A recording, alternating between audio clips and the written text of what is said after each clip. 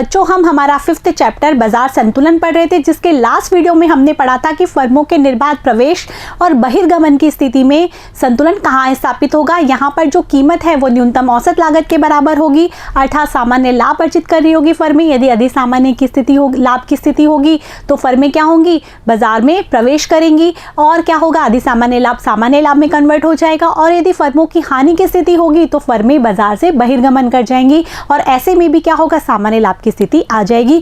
अतः यहाँ पर जो पूर्ति वक्र है वो स्थिर होता है, केवल मांग वक्र के द्वारा संतुलन कीमत और संतुलन मात्रा निर्धारित होती है। और यदि मांग वक्र में शिफ्टिंग होती है तो कीमत वही रहती है, केवल संतुलन मात्रा ही बदलती है। ये हमने पढ़ा था। अब हम इस चैप्टर में आगे बढ़ते हैं और पढ़ते हैं अनुप्रयोग क्या होता है। अनुप्रयोग बच्चों एप्लीकेशंस क्या होते हैं। सरकार द्वारा क्या होता है, किसी भी वस्तु की कीमत ना तो ज़्यादा बढ़ सके, जो उसकी होनी चाहिए, जो वांछनीय होनी चाहिए, उससे ना तो ज़्यादा बढ़ सके और ना ही उससे ज़्यादा कम हो सके, उसके लिए सरकार के द्वारा अनुप्रयोग किए जाते हैं, कीमत का निर्धारण किया जाता है। इसे ही हम अनुप्रयोग या एप्लीकेशंस कहते हैं। ठीक है, अर्थात सरकार के द्वारा कीमतों का क्या करना, नियमन करना, नियंत्रण करना, उच्चतम कीमत और निम्नतम कीमत निर्धारण करना ही अनुप्रयोग कहलाता है। ठीक है बच्चों, तो यहाँ पर लिख रखा है अनुप्रयोग एप्लीकेशंस। जब कुछ वस्तुओं व सेवाओं की कीमतें वांछित स्तर से ज़्यादा या कम हो जाए तो सरकार द्वारा उनका नियमन क्या होता है, आवश्यक हो जाता है। क्योंकि सरकार क्या करती है, जन कल्याण के कार्य करती है। सरकार का ये क्या होता है, कर्तव्य होता है कि वो सभी लोगों को लाभ प्रदान करे। इसीलिए वह नहीं चाहती कि किसी भी वस्तु की जो कीमत है वो तो ना ज़्यादा कम हो जाए और ना ही ज़्यादा बढ़ जाए, इसीलिए सरकार उसका नियमन करती है। अब जो यह अनुप्रयोग है वो दो तरीके से होता है, एक तो होता है उच्चतम कीमत निर्धारण और एक होता है निम्नतम कीमत निर्धारण। यहाँ पर लिखा हुआ भी है अनुप्रयोग, एक तो उच्चतम निर्धारित कीमत और एक होता है निम्नतम निर्धारित कीमत। अब हम अनुप्रयोग में इन दोनों चीज़ों को एक एक करके पढ़ेंगे। तो सबसे पहले हम शुरू करते हैं उच्चतम निर्धारित कीमत, जिसे हम इंग्लिश में बोलते हैं प्राइस सीलिंग। उच्चतम निर्धारित कीमत, तो बच्चों क्या होता है, इसमें जो कई वस्तुएं हैं उसकी जो कीमत होती है वो क्या होती है, दुकानदारों के द्वारा क्या होती है, बहुत अधिक ली जाती है। तो इससे क्या होता है, उसकी बाजार कीमत अधिक होने से बहुत सारे लोग, बहुत निर्धन परिवारों के लोग उस वस्तु का उपभोग नहीं कर पाते हैं, जिससे उनको उस वस्तु के बिना रहना पड़ता है और वो वस्तु उनके लिए बहुत आवश्यक होती है, जिसके बिना उनका जीवन बसाना मुश्किल हो जाता है। तो इसीलिए सरकार के द्वारा उसकी एक कीमत निर्धारित कर दी जाती है, उच्चतम कीमत निर्धारित। उससे अधिक कीमत पर वह वस्तु उनको नहीं मिलती है। अब वो उच्चतम कीमत निर्धारण करने के लिए वो क्या करते हैं, जो विक्रेता होते हैं वो तो क्या करेंगे, अपना लाभ कमाने के लिए कार्य करेंगे, तो वो तो उस कीमत पर क्या करेंगे, अपने सामान नहीं बेचेंगे। इसीलिए सरकार अपनी राशन की दुकानें खोलती है। आपने पढ़ा होगा राशन की दुकानों के बारे में कि जहाँ पर क्या होता है कि राशन की दुकानों पर गेहूँ, चावल, चीनी, ये सब चीज़ें क्या होती है, एक सही कीमत पर मिलती है, जिससे कि निर्धन से निर्धन परिवार भी वहां पर से उसको खरीद सकता है। आ रहा है बच्चों समझ में। तो उच्चतम निर्धारित कीमत में क्या होती है, जो वस्तु और सेवा की कीमत है वो जो बाजार कीमत है उससे कम कीमत पर क्या की जाती है, फिक्स की जाती है, ताकि सभी उपभोक्ता क्या करें, उसका उपभोग कर सके। आ रहा है बच्चों समझ में। यहाँ पर यही लिखा है कि किसी वस्तु या सेवा की सरकार द्वारा निर्धारित कीमत की उच्चतम सीमा को हम क्या कहते हैं, उच्चतम निर्धारित कीमत। मतलब मैक्सिमम जो उसकी प्राइस है वो फिक्स कर दी जाती है, उस पे ही क्या कर सकता है, उपभोक्ता उसको खरीद सकता है। ठीक है, आगे समझ में। अब यहाँ पर जो ट्विस्ट है वो ये है कि इसका नाम तो क्या है, उच्चतम निर्धारित कीमत, लेकिन जो कीमत है वो जो निर्धारित की जाती है वो बाजार कीमत से कम कीमत पर निर्धारित की जाती है। बाजार कीमत पर तो कौन, विक्रेता वसूलते हैं अपना लाभ कमाने के लिए, लेकिन सरकार उसी वस्तु की कम कीमत क्या करती है, लेती है, ताकि कि उपभोक्ताओं को वो सारी वस्तुएं मिल पाए। यहाँ पर यही है कि सरकार इस कीमत को वस्तु की संतुलित बाजार कीमत से काफ़ी नीचे निश्चित करती है। जो कीमत है वो बहुत नीचे निश्चित होती है। आपको पता भी होगा कि यदि हम गेहूं को देखें तो मार्केट में उसकी प्राइस बहुत ज़्यादा होती है, जबकि सरकार के द्वारा 1 रुपये किलो, 2 रुपये किलो में भी क्या होता है, गेहूं दिया जाता है, ताकि कि सभी उपभोक्ताओं को क्या हो, खाद्य पदार्थ मिल पाए। आ रहा है बच्चों समझ में। उदाहरण जैसे कि दे रखा है यहाँ पर, गेहूँ, चावल, मिट्टी का तेल, चीनी आदि क्या है, इसके उदाहरण हैं। ठीक है। अब आगे हम देखते हैं कि इनकी कीमत क्या होती है। बाजार निर्धारित कीमत से कम कीमत रखी जाती है क्योंकि बाजार कीमत पर इन वस्तुओं को जनसंख्या का कुछ भाग खरीदने में क्या रहता है, समर्थ नहीं होता है। अतः सरकार हस्तक्षेप करती है और वस्तु की उच्चतम कीमत को क्या करती है, निर्धारित करती है। यदि बाजार कीमत पर ही इनकी कीमत चलती रहे तो बहुत सारा जनसंख्या का ऐसा भाग है, हमारे तो देश में वैसे भी निर्धन जनसंख्या बहुत अधिक है, तो वो इस सामान को नहीं खरीद पाती हैं और वो उनको इसके उपभोग के बिना रहना पड़ता है, जिससे कि लोगों का कल्याण नहीं हो पाता है। जो आवश्यक, जो मिनिमम जो चीज़ें उनको चाहिए, अपने पदार्थ, आवश्यक पदार्थ चाहिए, वो उनको उपलब्ध नहीं हो पाते। इसीलिए सरकार इनकी उच्चतम कीमत सीमा निर्धारित कर देती है। जैसे कि हम यहाँ पर एक डायग्राम के द्वारा भी समझ सकते हैं। यहाँ पर लिखा भी है कि इसे हम गेहूं के उदाहरण के द्वारा भी समझा जा सकता है। माना गेहूं की मांग ये है और पूर्ति ये है, और ये गेहूं की कीमत निर्धारित होती है और ये यहाँ पर निर्धारित हो जाती है मांग व पूर्ति की मात्रा।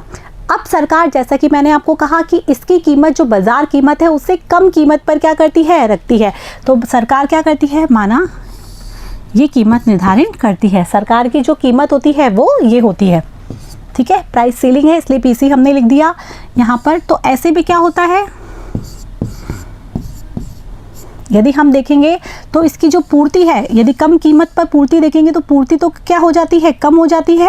यहाँ पर हम लिख देते हैं Q1 और यहाँ Q2 लिख देते हैं, आसानी रहेगी समझ में कि यदि बाजार कीमत से कम कीमत पर निर्धारित की जाती है, जैसा कि हमने पढ़ा कि उच्चतम निर्धारित कीमत में क्या होता है कि जो सरकार है वो क्या करती है, कुछ वस्तुओं जैसे गेहूँ, चावल, इनकी कीमत क्या करती है, बाजार कीमत से कम कीमत पर क्या करती है, फिक्स कर देती है। तो ऐसे में क्या होगा, इनकी कीमत कम हो जाती है तो पूर्ति जो विक्रेताओं के द्वारा है वो तो कम होती है, लेकिन क्या होता है, जो लोग हैं उनके द्वारा इसकी मांग अधिक होती है। अर्थात यहाँ पर कैसी सिचुएशन हो जाती है, अधिमांगी, ठीक है, कि लोगों के द्वारा तो पूर्ति नहीं हो पाती विक्रेताओं के द्वारा, लेकिन लोगों के द्वारा इसकी मांग अधिक की जाती है। अब सरकार क्या करेगी, तो सरकार हस्तक्षेप करके जो अधिमांग है उसकी क्या करती है, पूर्ति करती है। और किसके द्वारा करती है, ये करती है राशन की दुकानों के द्वारा। राशन की दुकानों पर राशन कूपन जारी किए जाते हैं। प्रत्येक व्यक्ति के लिए मैक्सिमम जो क्वांटिटी है वो फिक्स कर दी जाती है और वह व्यक्ति उतनी क्वांटिटी में मात्रा राशन की दुकानों से प्राप्त कर सकता है। और ये जो राशन की दुकानें हैं, ये तो आप भी जानते हैं, राशन की दुकानें होती हैं जहाँ पर ये सारा सामान मिलता है, इसे हम उचित कीमत की दुकानें भी कहते हैं। ठीक है बच्चों, यहाँ पर यही लिखा है कि गेहूं की अधिक मांग के कारण लोग गेहूं की उस सीमा तक खरीद नहीं पाएंगे जिस सीमा तक वे खरीदना चाहते हैं, क्योंकि गेहूं की पूर्ति क्या होती है, कम होती है। यहाँ पर अधिमांग की स्थिति होती है, पूर्ति कम होती है और मांग अधिक होती है, इसलिए लोग इसको खरीद नहीं पाएंगे। तो सरकार ऐसी स्थिति में क्या करती है, उपभोक्ताओं के लिए राशन कूपन जारी करती है ताकि कोई भी व्यक्ति निश्चित मात्रा से अधिक गेहूँ ना खरीद सके। सरकार राशन कूपन दे देती है कि निश्चित मात्रा फिक्स कर देती है कि पर कैंडिडेट 5 किलो गेहूं, ठीक है। तो इस तरीके से मात्रा फिक्स कर देती है और राशन कूपन जारी कर देती है ताकि निश्चित मात्रा से अधिक लोग क्या करेंगे, वरना लोग यदि सस्ता मिलने लग जाएगा और अधिक मात्रा में मिलने लग जाएगा तो लोग खरीद के क्या कर लेंगे, अपने घर पे लाके स्टॉक कर लेंगे और उसको फिर ज़्यादा कीमत पर भी बेच सकते हैं। तो इससे कालाबाजारी की समस्या उत्पन्न हो सकती है। इसीलिए सरकार के द्वारा जो मैक्सिमम जो क्वांटिटी है वो भी फिक्स कर दी जाती है। ठीक है, ये वस्तुएं कहाँ मिलती हैं, राशन की दुकानों के माध्यम से बेची जाती हैं। इन्हें हम उचित कीमत की दुकानें भी कहते हैं। ये जो स्थिति है, जैसे राशन की दुकानों का चित्र आप यहाँ पर भी देख रहे होंगे, ये सभी चीज़ें सरकार के द्वारा प्रोवाइड की जाती हैं और सरकार क्या करती है, इन्हें राशन की दुकानों पर भिजवा देती है और राशन की दुकानों से लोग वहाँ पर उसको प्राप्त कर सकते हैं। उसके लिए उनके पास राशन कार्ड होता है, राशन कूपन दिए जाते हैं सरकार के द्वारा और उससे एक मिनिमम क्वांटिटी जो फिक्स कर दी जाती है वहाँ से वो ले सकते हैं। ठीक है, तो ऐसे में उन्हें बाजार कीमत से कम कीमत पर क्या मिल जाती है, वस्तुएं मिल जाती हैं। इसे हम कहते हैं उचित निर्धारित कीमत, जो कि बाजार कीमत से कम कीमत पर निर्धारित की जाती है और किसी वस्तु की अधिकतम जो कीमत है वो निर्धारित हो जाती है। आगे बच्चों समझ में, इसे हम प्राइस सीलिंग भी कहते हैं इंग्लिश में, जैसा कि मैंने आपको बताया। राशन के दुकानों से वस्तुओं को खरीदने के संबंध में निम्न प्रतिकूल परिणाम हो सकते हैं। भाई अभी हमने पढ़ा कि राशन की दुकानों से हम सामान तो ले लेते हैं, कम कीमत पे मिल जाता है, लोगों के कल्याण का काम भी होता है, लेकिन इसके भी प्रतिकूल परिणाम हो सकते हैं क्योंकि राशन की दुकानें कैसे सेक्टर वाइज डिवाइड होती है, तो ऐसे में उस दुकानों पर भीड़ बढ़ने की संभावना बहुत अधिक होती है। लंबी लंबी क्या लगती है, वहाँ कतारें लगती हैं। उपभोक्ता उपभोक्ताओं को क्या होता है, लंबी कतारों में खड़ा होना पड़ता है। अब सभी उपभोक्ता ऐसे नहीं होते कि जो बाजार कीमत से कम कीमत पर क्या करें, वस्तु ले लें, क्योंकि कई उपभोक्ता निर्धन से क्या होता है, अच्छे उस पे होते हैं, अमीर परिवारों से होते हैं, तो वो ज़रूरी नहीं है कि निर्धारित जो कीमत है उससे, जो सरकार के द्वारा निर्धारित कीमत है उस पर वो वस्तु को खरीदे, तो वो क्या करते हैं, अधिक कीमत देने को भी तत्पर हो जाते हैं। तो ऐसे में क्या होता है, काला बाजारी की समस्या उत्पन्न हो जाती है। यहाँ पर यही लिखा है कि सभी उपभोक्ता उचित कीमत दुकानों से प्राप्त वस्तु की मात्रा से संतुष्ट नहीं होंगे, इसीलिए उनमें से कुछ अधिक कीमत देने को क्या हो जाएंगे, तत्पर। इससे काला बाजारी की स्थिति क्या हो जाएगी, उत्पन्न हो जाएगी। आ रहा है बच्चों समझ में? तो ये क्या है, प्रतिकूल परिणाम है यदि उच्चतम कीमत निर्धारण कर दिया जाता है तो। ठीक है, प्राइस सीलिंग में यही बताया गया है कि सरकार के द्वारा कुछ वस्तुओं की उच्चतम कीमत निर्धारित कर दी जाती है जो कि बाजार कीमत से कम की कीमत पर निर्धारित की जाती है। ऐसे में अधिमांग की स्थिति होती है, तो उस मांग की पूर्ति किसके द्वारा की जाती है, सरकार के द्वारा, राशन की दुकानों के माध्यम से। अब जो नेक्स्ट जो आता है वो है निम्नतम निर्धारित कीमत, इसे हम बोलते हैं प्राइस फ्लोर। प्राइस फ्लोर क्या होता है कि किसी भी वस्तु या सेवा की निम्नतम कीमत निर्धारण अति आवश्यक है, उसे ही हम सरकार के द्वारा निर्धारित कर दिया जाता है और इसे निम्नतम निर्धारित कीमत कहते हैं। मतलब जो हमने उच्चतम कीमत निर्धारण पढ़ा था उसका जस्ट ये अपोजिट है। वहाँ पर क्या था कि बाजार कीमत से क्या होता है, कम कीमत पर निर्धारित की जाती है, यहाँ पर जो बाजार कीमत है उससे अधिक कीमत पर निर्धारित की जाती है। ठीक है बच्चों, यहाँ पर यही लिखा है कि सरकार द्वारा किसी वस्तु या सेवा के लिए निर्धारित न्यूनतम कीमत सीमा को निम्नतम निर्धारित कीमत कहते हैं। निम्नतम निर्धारित कीमत कहते हैं जो निर्धारित न्यूनतम सीमा है उसको।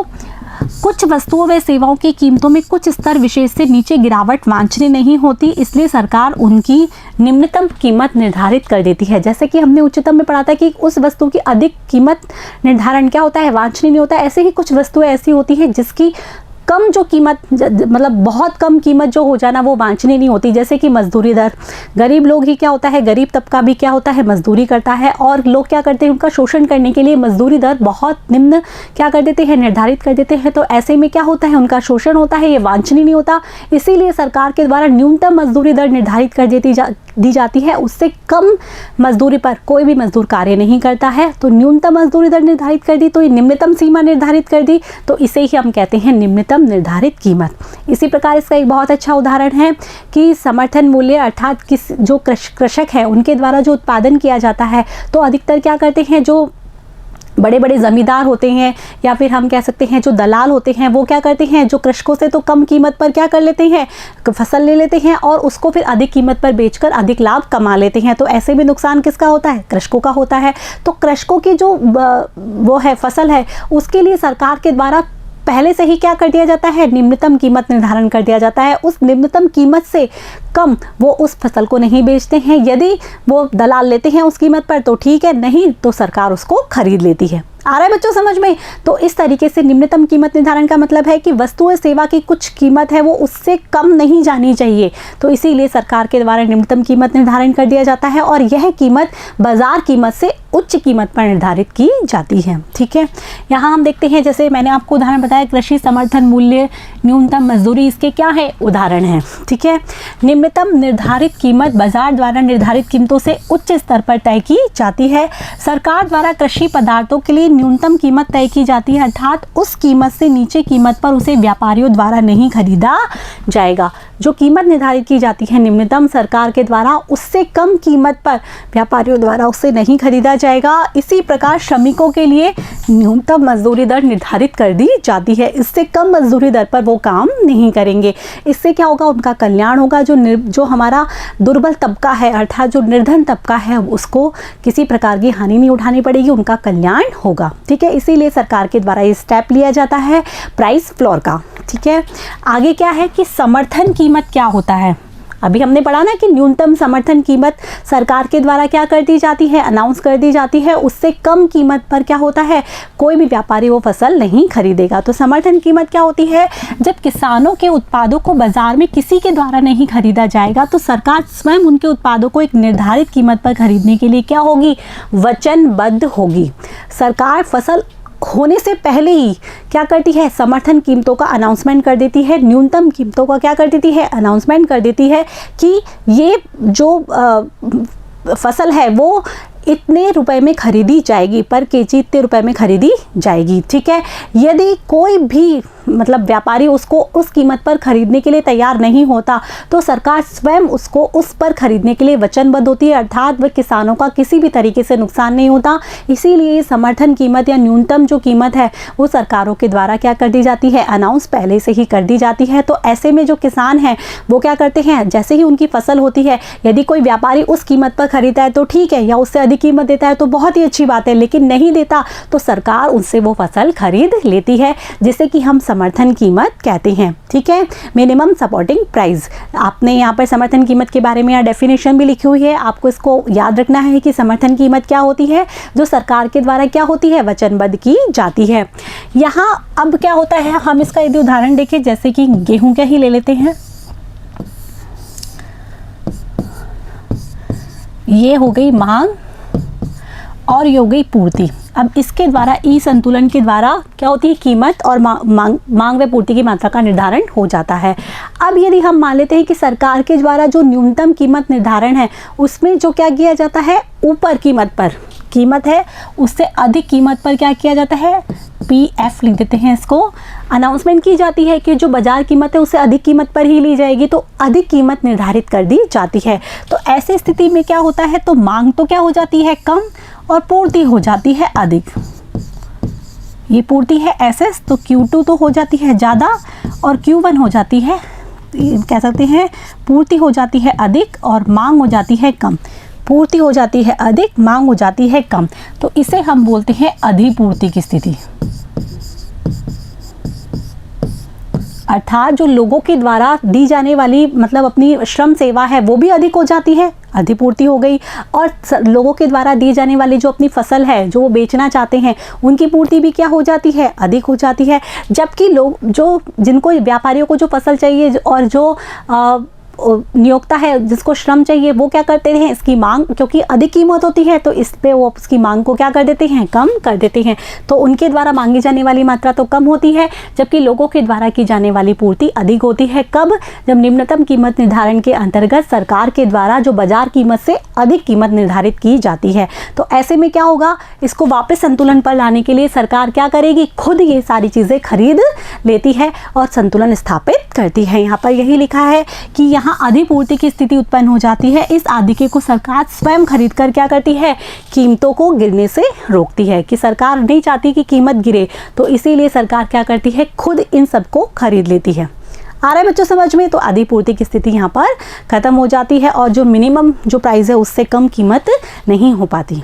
आगे बच्चों समझ में? तो हमने क्या पढ़ा, हमने यहाँ पर अनुप्रयोग एप्लीकेशंस के बारे में पढ़ा जो कि सरकार के द्वारा किए जाते हैं कीमतों के नियंत्रण के संदर्भ में। यहाँ उच्चतम कीमत निर्धारित की जाती है सरकार के द्वारा और निम्नतम कीमत निर्धारित की जाती है। उच्चतम कीमत निर्धारण के अंतर्गत कुछ वस्तु और सेवा हैं उसकी मैक्सिमम प्राइस है जो सरकार के द्वारा निर्धारित की जाती है, जो कि बाजार कीमतों से कम कीमत पर होती है।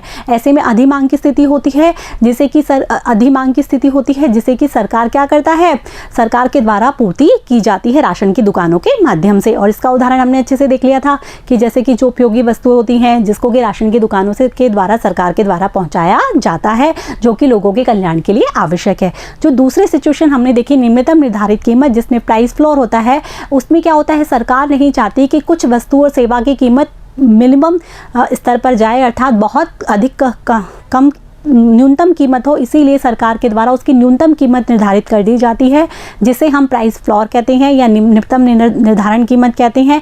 और इसमें सरकार के द्वारा जो कीमत निर्धारण है वो क्या होता है, बाजार कीमत से अधिक कीमत पर होता है। ऐसे में अधिपूर्ति की स्थिति होती है जिसे कि सरकार के द्वारा खरीद कर पूरा कर लिया जाता है, लेकिन सरकार कीमत को गिरने नहीं देती। आगे बच्चों समझ में? बहुत ईजी है, एसेंस में आप के रूप में आपको बहुत अच्छे से इसको समझा भी दिया गया है, डायग्राम बना के बता दिया गया है, आप इसको अपनी बुक में भी अच्छे से देख सकते हैं। ये सारी चीज़ों को आपकी कॉपी में नोट कीजिए, डायग्राम क्लियरली बनाइए ताकि कि आपको समझ में आए कि कहाँ पर अधिमांग की स्थिति हो रही है, कहाँ पर अधिपूर्ति की स्थिति हो रही है। ये बहुत इंपॉर्टेंट क्वेश्चन है जो कि पेपर में पूछा भी जा सकता है। अब यहाँ पर हमारा जो लेसन है 5th लेसन बाजार संतुलन होता है फिनिश। अब हम नेक्स्ट पार्ट में पढ़ेंगे पाठ्य पुस्तक के प्रश्न जो कि हमने सुविधा की दृष्टि से 2 भागों में डिवाइड किए हैं। ठीक है बच्चों, तब तक के लिए आपको क्या करना है, ये सारी चीज़ें अपनी कॉपी में अच्छे से नोट करनी है, इनको अच्छे से याद करना है, मेरे साथ बने रहना है, पढ़ते रहना है, बढ़ते रहना है। Thank you.